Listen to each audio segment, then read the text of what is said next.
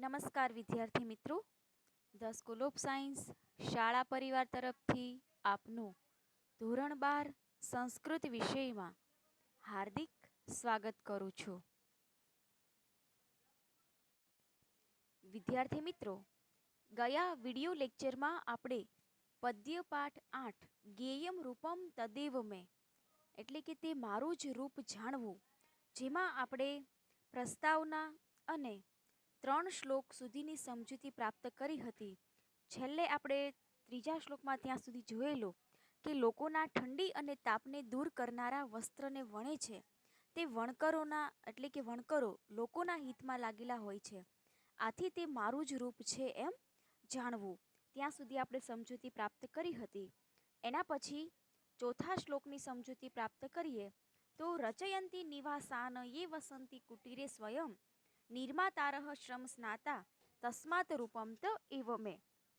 રચયંતી એટલે કે રચના કરે છે અથવા તો બનાવે છે. સદા એટલે નિવાસાન એટલે કે નિવાસ, જે આવાસ મકાન કહીએ છીએ. યે વસંતી એટલે કે જે, વસંતી એટલે કે રહે છે, નિવાસ કરે છે. કુટીરે એટલે ઝૂંપડીમાં, સ્વયં એટલે કે પોતે, નિર્માતાર એટલે કે કડિયાઓ, જે નિર્માણ કરનારા, શ્રમ સ્નાતા એટલે મહેનતથી પલળી જનારા, પોતે પરસેવે રેપઝેપ થઈ જનારા. તસ્માત રૂપમ ત એવ મેં, તેથી તે મારું જ રૂપ છે એમ જાણવું. ભાષાંતર આપણે જોઈએ તો જેઓ પોતે ઝૂંપડીમાં રહે છે અને નિવાસો એટલે કે મકાનો બનાવે છે, મહેનતથી પલળી જનારા કડિયાઓ મારું જ રૂપ છે એમ જાણવું. હવે એ લોકો પોતે ઝૂંપડીમાં રહે છે, પણ લોકોને રહેવા માટે નિવાસ એટલે કે મકાનનું નિર્માણ કરનારા એ કારીગરો, જે સ્વયં તાપમાં રહી અને પોતાનું કાર્ય એ નિષ્ઠાપૂર્વક કરીને સતત શ્રમથી પલળી જાય છે, પરસેવે રેપઝેપ થઈને પણ આવાસોનું નિર્માણ કરે છે. આવી રીતે તેઓ પણ નવયુગના ઈશ્વરનું એક સ્વરૂપ જ છે. કારણ કે જો એ કડિયાઓ ન હોત તો કદાચ આપણે આ જે મકાનમાં રહેવાસ કરીએ છીએ એ કદાચ અશક્ય બની રહેત. એટલે એ કડિયાઓ જે છે મકાનનું બાંધકામ કરનારા, એ કડિયાઓને પણ ભગવાનનું સ્વરૂપ જ માનવામાં આવ્યા છે. ત્યાર પછીનો શ્લોક જોઈએ, 5મો શ્લોક જોઈએ તો વિદ્યાદાને સદા રક્તા સંસાર સેચને તથા શિક્ષયંતી સમાજમ યે તસ્માત રૂપમ ત એવ મેં. વિદ્યાદાને એટલે કે વિદ્યાનું દાન આપવામાં, શિક્ષણ આપવામાં, સદા એટલે હંમેશા, રક્તા એટલે કે રત રહેલા, મગ્ન થયેલા, સંસ્કાર સેચને એટલે કે સંસ્કારોના સિંચનમાં, શિક્ષયંતી એટલે શીખવે છે અથવા તો ભણાવે છે, સમાજમ એટલે કે સમાજમાં, યે તસ્માત રૂપમ ત એવ મેં એટલે તે મારું જ રૂપ જાણવું જોઈએ. ભાષાંતર જોઈએ તો સંસ્કારોના સિંચનમાં અને વિદ્યા પ્રદાન કરવામાં હંમેશા લાગેલા રહીને સમાજને શિક્ષણ આપે છે. આથી તે શિક્ષકો મારું જ રૂપ છે એમ જાણવું જોઈએ. હવે અહીંયા શિક્ષકનું મહત્વ દર્શાવવામાં આવ્યું છે કે શિક્ષક સમાજને શિક્ષિત કરવાનું એટલે કે જ્ઞાન આપવાનું કાર્ય કરે છે. હવે આ પદ્યમાં જે ચરાચર જગતના વ્યાપ્ત એવા ઈશ્વર કે જે કહીએ તો સુંદર નૂતન કલ્પના રજૂ કરવામાં આવી છે. હવે અહીંયા એમાં વિદ્યાનું દાન કરવામાં જે ગુરુ, શિક્ષક પણ પરમેશ્વરની એક મૂર્તિ ગણી છે એમ કહેવાયું છે. વિદ્યાનું વિતરણ કરવામાં સદા મગ્ન, સંસ્કારોનું સિંચન કરવામાં નિત્ય જોડાયેલા રહેતા શિક્ષકો વિદ્યાર્થીઓમાં સત્ય, અહિંસા અને કરુણા વગેરે ગુણોનું સિંચન કરે છે. જ્ઞાન અને ગુણના ભંડારરૂપ હોવાથી તેઓ માનવ સમાજને શિક્ષણ આપે છે. માનવ સમાજને સુવિદ્યા આપનાર શિક્ષકો માત્ર અર્થોપાર્જન માટે જ કાર્ય કરે છે એવું હોતું નથી. તેઓ પોતાના આચરણ, વ્યક્તિત્વ અને જ્ઞાન થકી સમાજનું ઘડતર કરે છે. પરોપકારની ભાવના રાખીને ગુરુજનો સૌ શિષ્યો પ્રત્યે સમાનતાથી વર્તે છે. દરેકનું હિત એટલે કે કલ્યાણ થાય એવી શુભ ભાવનાથી કાર્યરત રહે છે. પ્રાચીન સમયના ગુરુ સાંદીપની, દ્રોણાચાર્ય, આચાર્ય વગેરે પોતાના શિષ્યોનો શિક્ષણ દ્વારા વિકાસ કર્યો હતો. હૃદય તથા બુદ્ધિનું મંથન કરીને શાસ્ત્રો, દાર્શનિકો અને ચિંતકોએ સર્જેલ જ્ઞાન સુદ્ધાનું નિરંતર પાન કરીને અન્યને પણ એનું વિતરણ કરવું એ જ શિક્ષકનું ઉત્તમ કર્તવ્ય છે. માટે તેઓ પણ આધુનિક સમયના ઈશ્વરનું એક રૂપ જ ગણવામાં આવ્યું છે કે વિદ્યાદાનમાં હંમેશા જે મગ્ન રહે છે, જે સાદગી, સંયમ અને શિસ્તના આગ્રહ દ્વારા જે શિક્ષકો વિદ્યાર્થીઓમાં સદ્ગુણોનું ચુસ્ત પાલન કરવાની પ્રેરણા આપે છે, આથી તેઓ ભગવાનના એક અંશરૂપ છે. માટે સમાજમાં એનું સ્થાન પણ મહત્વનું છે. આવી રીતે આ શ્લોકમાં શિક્ષકનું મહત્વ દર્શાવવામાં આવ્યું છે. એના પછીનો શ્લોક જોઈએ. વ્યાધિનાશી સદા દક્ષા ભિષજ સ્વાસ્થ્ય રક્ષકા મોદયંતી જનાન નિત્યમ તસ્માત રૂપમ ત એવ મેં. હવે વ્યાધિનાશે એટલે રોગોને મટાડવામાં, સદા એટલે હંમેશા, દક્ષા એટલે નિપુણ, કુશળ, ભિષજ એટલે વૈદ્ય અથવા તો ડોક્ટર, સ્વાસ્થ્ય રક્ષકા એટલે કે સ્વાસ્થ્યનું રક્ષણ કરનાર, મોદયંતી એટલે પ્રસન્ન કરે છે અથવા તો ખુશ કરે છે. ભાષાંતર જોઈએ તો વૈદ્યો સદા રોગોનો નાશ કરવામાં કુશળ અને સ્વાસ્થ્યનું રક્ષણ કરનારા છે, હંમેશા લોકોને આનંદ આપે છે. આથી તે વૈદ્યો મારું જ રૂપ છે એમ જાણવું જોઈએ. એટલે ઈશ્વર કહે છે કે ડોક્ટર કે જે અસાધ્ય રોગોનો નાશ કરીને રોગીઓની પીડાને હણે છે એટલે કે દૂર કરે છે, સ્વાસ્થ્યનું રક્ષણ કરનારા અને રોગોનો નાશ કરનારા વૈદ્યો પણ એક ભગવાનનું રૂપ જ જે છે એ માને છે. એટલે આવી રીતે ઈશ્વર બધી જ જગ્યાએ છે એવું આપણને આ શ્લોકોમાં કહેવામાં આવ્યું છે કે ઈશ્વર હંમેશા કઈ ને કઈ જગ્યાએ કોઈને કઈ સ્વરૂપમાં જે છે એ પહોંચી જતો હોય છે.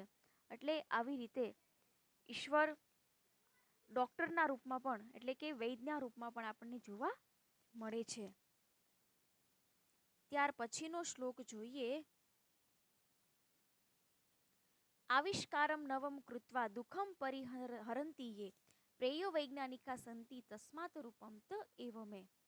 આવિષ્કાર એટલે કે જે શોધ અથવા તો શોધખોળ કરવી, નવમ એટલે નવું, કૃત્વા એટલે કરીને, દુઃખમ એટલે દુઃખ, પરિહરંતી એટલે જે નિવારણ કરે છે, પ્રેયો એટલે સુખ આપનાર ભૌતિક સુખ સગવડો, વૈજ્ઞાનિકા એટલે વૈજ્ઞાનિકો અથવા તો સંશોધકો, સંતિ તસ્માત રૂપમ ત એવ મેં એટલે કે તે મારું જ રૂપ છે એમ જાણવું. ભાષાંતર જોઈએ તો જેઓ નવા આવિષ્કાર કરીને માનવોના દુઃખને દૂર કરે છે, તે વૈજ્ઞાનિકો એટલે કે ભૌતિક સુખ સગવડના સાધનો આપનાર હોય છે. આથી તે મારું જ રૂપ છે એમ જાણવું એવું ઈશ્વર આપણને આ શ્લોકમાં કહેવા માગે છે. હવે અહીંયા આ વૈજ્ઞાનિકો કે જે અત્યંત ખંત અને ધીરજપૂર્વક વિજ્ઞાનનો અભ્યાસ કરે છે, નવી શોધો દ્વારા વિશ્વને સમૃદ્ધ બનાવે છે, જીવન વ્યવહારમાં લોકોને પડતી મુશ્કેલીઓને દૂર કરવા માટે તેઓ નિરંતર નવા સાધનોની શોધ કરતા રહે છે. તેઓ શરીરને સુખ આપનારા અનેક પ્રકારની ભૌતિક સુખ સગવડની સામગ્રી આપનારા છે. માટે ઈશ્વર કહે છે કે તે એ મારું જ રૂપ છે એમ જાણવું. ત્યાર પછીનો શ્લોક જોઈએ. શ્રેયસ્કરા જનાનામ યે સત્પથમ દર્શયંતી ચ સાધવઃ સાધયંતી તિ તસ્માત રૂપમ ત એવ મેં.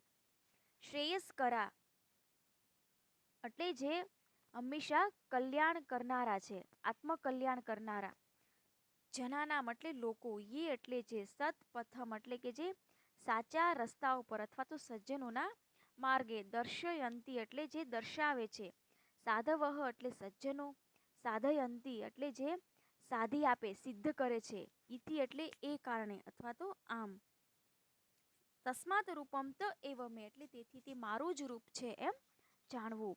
ભાષાંતર જોઈએ તો જે આત્મકલ્યાણ કરનારા સત્પુરુષો અજ્ઞાની લોકોને સાચો માર્ગ દેખાડે છે, તે સજ્જનો એટલે કે સત્પુરુષો આત્મકલ્યાણને સિદ્ધ કરી આપે છે. આથી તે સાધુ પુરુષો મારું જ રૂપ છે એમ જાણવું જોઈએ.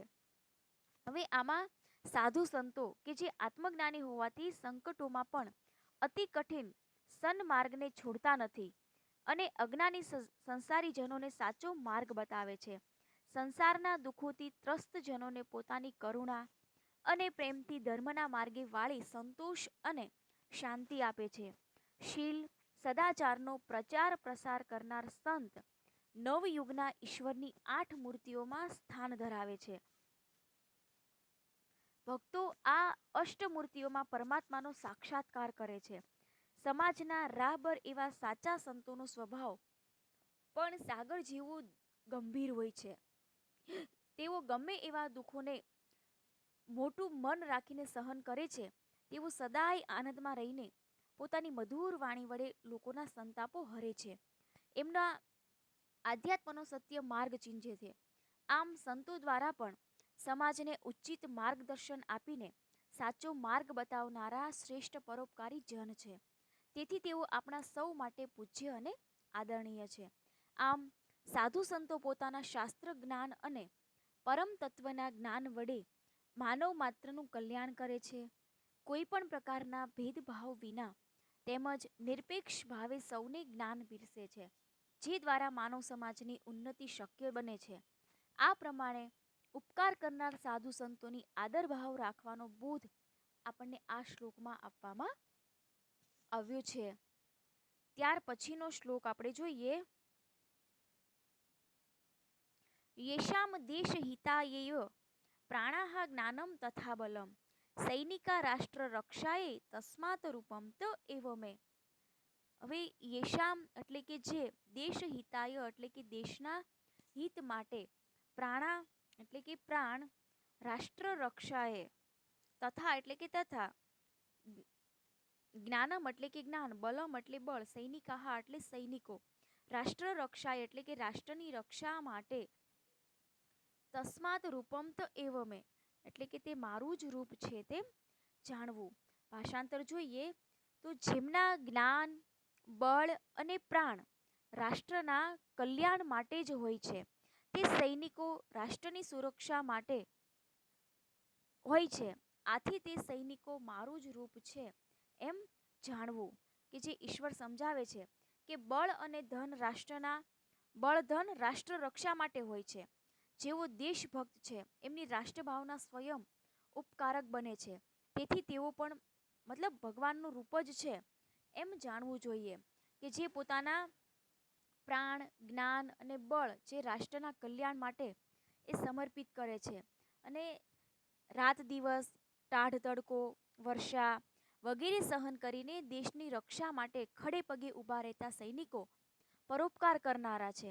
એમના કર્તવ્ય કર્મમાં પણ ઈશ્વર પોતાનું સ્વરૂપ જુએ છે. તેઓ પણ રાષ્ટ્રનિષ્ઠા કાજે સર્વસ્વ આપનારા છે. નિત્ય સમાજ પર ઉપકાર કરનારા છે. તેઓ માત્ર અર્થોપાર્જન માટે જ કામ કરે છે એવું નથી, પરંતુ તેઓ પોતાનું જીવન, જ્ઞાન અને તમામ શક્તિ પરોપકારની ભાવનાથી સૌ દેશવાસીઓની રક્ષા માટે એ સમર્પિત કરે છે. માટે ઈશ્વર કહે છે કે તે મારું જ રૂપ છે એમ જાણવું જોઈએ. ત્યાર પછીનો શ્લોક જોઈએ. કૃષક તંતુવાય ચ શિલ્પી પ્રશિક્ષક તથા વૈદ્યો વૈજ્ઞાનિક સાધુ સૈનિક ઇતિ વિશ્રુતા.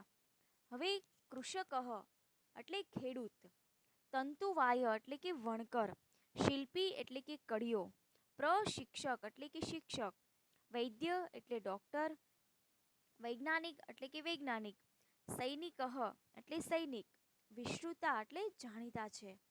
ભાષાંતર જોઈએ તો કે ખેડૂત અને વણકર, કડિયો તથા શિક્ષક, ડોક્ટર, વિજ્ઞાની, સાધુ, સૈનિક, આમ સૌ બધા જાણીતા હોવા છતાં પણ ઈશ્વર કહે છે કે આ મારું જ રૂપ છે. ત્યાર પછીનો છેલ્લો શ્લોક જોઈએ તો અહમિવ વિના ભેદમ હિતમ અષ્ટો પ્રકૃવર્તે નિત્યમ હિતકારા હિયતે તસ્માત રૂપમ ત એવ મે. અહમ વિવમ એટલે કે આવી જ રીતે હું, વિના ભેદમ એટલે કોઈ પણ ભેદભાવ વગર, હિતમ અષ્ટવ એટલે હિતકારી 8, પ્રકૃર્વર્તે એટલે કરે છે, નિત્યમ એટલે હંમેશા, હિતકારા હિયતે એટલે કે હિતકારી માટે, તસ્માત રૂપમ ત એવ મે તેથી તે મારું જ રૂપ છે તેમ જાણવું. ઈશ્વર કહે છે, ભાષાંતર જોઈએ, મારી માફક ભેદભાવ રાખ્યા સિવાય 8 વ્યવસાયીઓ કલ્યાણ કરે છે. ખરેખર આ સદા ઉપકાર કરનારા છે, આથી તે મારું જ રૂપ છે એમ જાણવું જોઈએ. સરસ મજાના એવા શ્લોકો જે આપણે અહીંયા પૂર્ણ કરીએ છીએ. ત્યારબાદ સ્વાધ્યાય જે છે એ સારા અક્ષરે બુકમાં લખી અને આમાંથી અર્થ વિસ્તાર પરીક્ષામાં પૂછાય છે, માટે ભાષાંતર અને અર્થ વિસ્તાર વ્યવસ્થિત તૈયાર કરવા. ત્યારબાદ સ્વાધ્યાયમાં જેટલા પ્રશ્નો આપ્યા છે સારી રીતે તૈયાર કરવા, સારા અક્ષરે લખવા. તો અહીંયા સુધી આપણે રાખીએ. જ્યારે ફરી નવા વિડીયો સાથે મળીશું ત્યારે આપણે પ્રકરણને આગળ વધારીશું. ત્યાં સુધી અસ્તુ.